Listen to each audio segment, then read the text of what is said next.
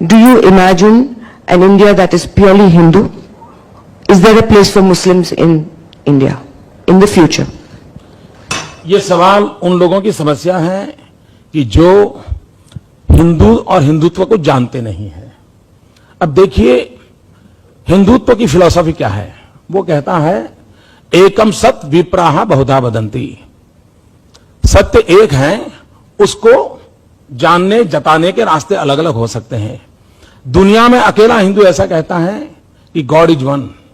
कभी हिंदू ये नहीं कहता है मुसलमान का भगवान, ईसाई का भगवान, सिख का भगवान, ये नहीं कहता। वो कहता है गॉड इज वन, और वो कहता है भक्त वैसा भगवान।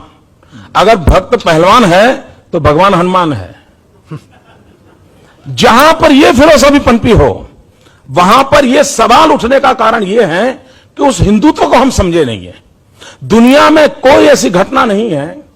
आप देखिए, इजराइल का एक ऑफिशियल बुक है, इजराइल का ऑफिशियल बुक है। उसने यह कहा है कि कोई यह ना समझे कि हमें सिर्फ जर्मनी में हम पर अत्याचार हुए थे। 2500 साल में हम दुनिया में जहां जहां गए, हर जाति ने हर कहीं किसी मौके पर हम पर जुल्म किया था, कम अधिक मात्रा में। लेकिन अगर कोई दुनिया में अपवाद था, अकेला हिंदुस्तान था जहां पर हमें 2500 साल के इतिहास में कोई कष्ट नहीं हुआ।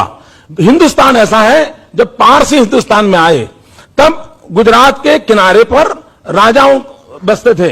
वो जब आए और उन्होंने एक रिक्वेस्ट किया कि हम आए हैं, लेकिन हमारा रिलीजियस बिलीफ ये है कि जब जो हम अग्नि लाए हैं, उस अग्नि को जब हम रखेंगे तो उसकी 50 किलोमीटर की रेंज में नॉन ईरानी कोई आना नहीं चाहिए।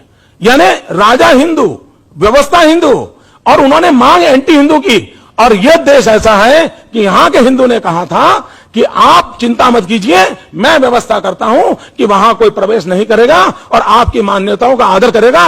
और मैं आपको बताता हूं विश्वास के साथ, आज जो दुनिया टेररिज्म के कारण संकट में आई है, उसका और उसमें जो इमोशनल ब्लैकमेलिंग हो रहा है, मैं नहीं कहता उसमें इमोशनल सपोर्ट है कि नहीं, लेकिन जो इमोशनल ब्लैकमेलिंग हो रहा है और उसमें रिलीजन का काफी उपयोग हो रहा है, और उसका मूल कारण है होलियर देन दाउ।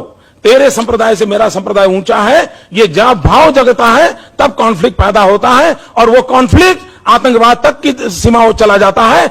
अगर कोई कहता है हिंदू ही है जो सर्वसमावेशक है, जो कहता है आप जिस भगवान को मानते हो विश्वास से मानिए आपको परमात्मा प्राप्त होगा, आप जिस किताब को मानते हो विश्वास से मानिए आपको प्राप्त होगा, यह मूलतः हिंदू फिलॉसफी है। अगर इसको अगर नहीं समझते हैं और उसके कारण उसको ही क्वेश्चन कर देते हैं, तो मैं समझता हूं समस्या पैदा होती है।